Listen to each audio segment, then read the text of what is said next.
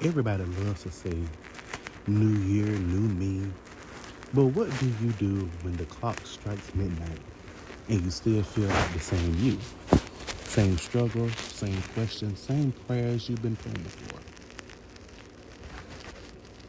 The space in between of who you are and who you're becoming. The new year comes with pressure. Pressure to do better. Pressure to be healed. Pressure to be whole. Pressure to magically transform because the time was flipped. But the truth is, January 1st doesn't erase December's reality. You don't wake up brand new. You wake up still becoming. And that's okay, because growth doesn't follow a calendar. Now, Happy New Year to everyone out there. Hope you had a safe New Year, a safe Christmas. And, I've stopped making New Year's resolutions. I have. Because first and foremost, I always break them anyway. So what's the point of me making a New Year's resolution? Then I break it the first day. What I've started doing now, and I feel like everyone should do this, get you a journal and write down what you want God to do for you. You can even do it like on New Year's Eve, what you want God to do for you in 2026. I did that, but I also just started jotting down what I want God to do for me. Because it says in the Bible, to write the vision down to make it plain. It says write the vision down and make it plain. And that's one of the things I started doing last year. I was going through a lot, so I just said, well, you know what? I'm going to start journaling, basically. And when I got my journal and everything, I was like, well, you know what? I don't even know what I should write, but I was like, you know what? I got to write down what I want God to do for me, what I want Him to do for me, and what I want. So when I started writing down and just jotting things down, I started seeing things happening. Yeah, I started seeing things happening. It's in Habakkuk.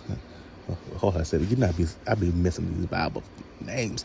But Habakkuk 2, verse 2. And the Lord answered me and said, write the vision and make it plain upon tables, that he may run that readeth it. That's the King James Version.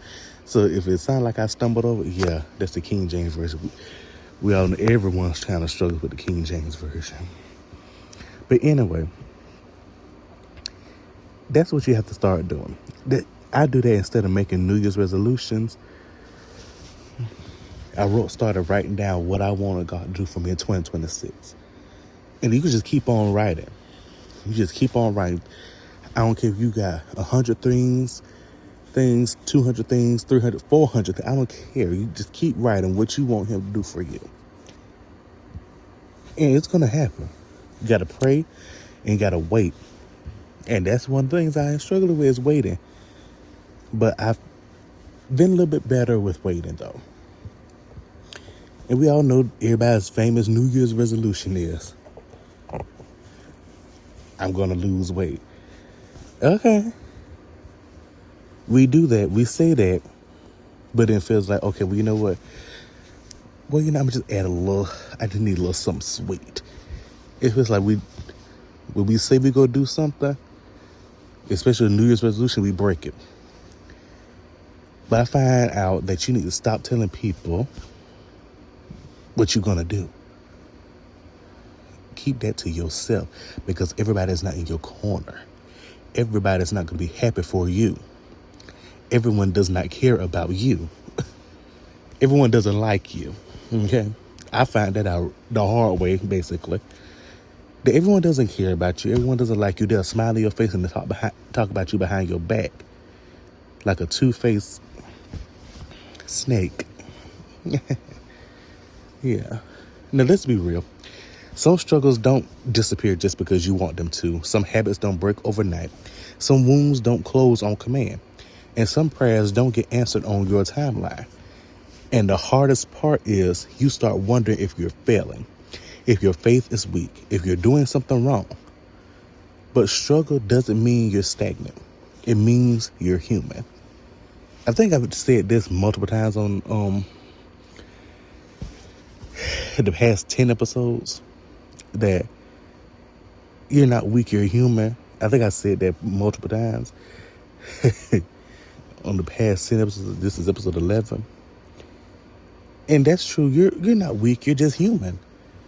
And there's no reason why you should feel like, oh, I'm weak, I'm this, I'm that, or I'm less of a Christian because I'm not doing what other Christians are doing. Don't base your religion off somebody else. Don't base the way you live off of how somebody else is living. That's just like when people judge others for what they're wearing or what they're listening to or what they're watching. It's like, maybe they haven't been convicted like you have been convicted. Or maybe they haven't been convicted because they don't allow things to cloud their religion. Maybe you were allowing things to cloud your religion, to get in between you and your relationship with God.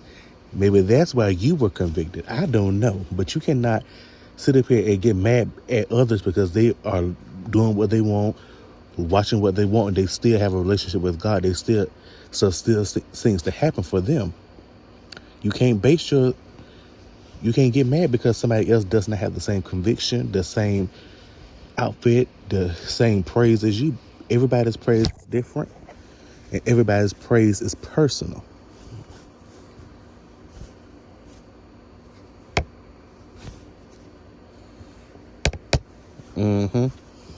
Everybody's praise is different, and everybody's praise is personal. So, transition is uncomfortable. It's the space where God is shifting you, stretching you, and stripping away what can't go with you. It's the season where you don't feel like the old you anymore, but you don't fully recognize the new you either. And that space is holy, it's frustrated, it's necessary. Faith in transition isn't loud. It's not glamorous. It's not Instagram worthy. It's quiet. It's shaky. It's, God, I'm trying. And if you walked into the new year with the same struggle, don't beat yourself up. You're not behind. You're not broken. You're not failing. You're transitioning. And transition takes time. God isn't asking you to be perfect. He's asking you to keep moving. And that's what you have to do. You got to keep moving. When you go into a new year, everyone always says, why are we celebrating the new year? Why are we celebrating new year? First of all, we're not celebrating a new year. We're celebrating that God brought us from January to December, and then brought us to another January again. Okay? We're celebrating that we got to see the clock strike 12. We're celebrating that we got to see a brand new day, that our eyes opened, that we were able to make a joyful noise for allowing him to bring us here, bring us to 2026. Many times we were supposed to give up. We weren't supposed to make it. We were going through trials and tribulations back in 2025. But we're here in 2026. What Dorinda Clark Cole said, I'm still here. Yeah, I'm still here. Yeah. But it goes with it. I'm still here. Yeah, I'm still here. Yeah. Like, it goes with it. We're still here. We're still living. We're still thriving. He's going to take us to new heights and deeper depths. Nobody's celebrating a new year. No. We're celebrating the fact that God brought us over. He brought us through it all. Everything we endured, he brought us through. Everything we went through, everything that was supposed to take us out, he brought us through. Okay? So nobody's celebrating the new year. Nobody's just celebrating, oh, yeah, it's a new year, new year. It might be a new year, but that ain't the reason why we celebrate it. Now, thank you for listening to this episode of The Christian J Show. And if this new year feels familiar,